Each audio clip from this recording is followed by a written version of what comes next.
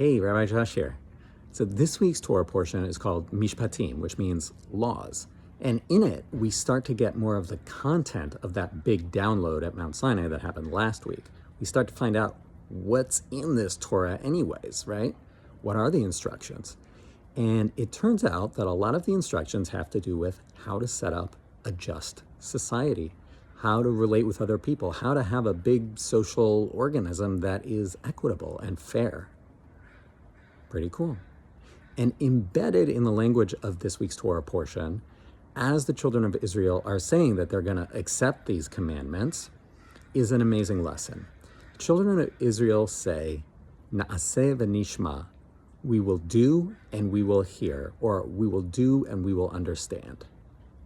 Very interesting, because normally you might think that you would first want to understand and hear and then do, right?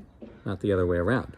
So a lot of commentators have asked about that, and a lot of folks, myself included, think that there's a really interesting lesson embedded here about trying things on and learning from experience.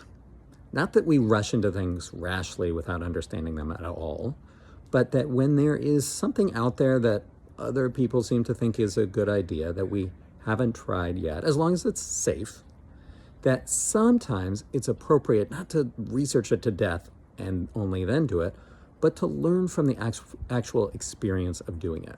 So if there's something reasonable, recommended, and safe, perhaps from our tradition, perhaps from other trusted sources that you've been wondering about but have been hesitant to try out, this week might not be a bad time to make a trial run of it and see what you learn from the experience of doing it.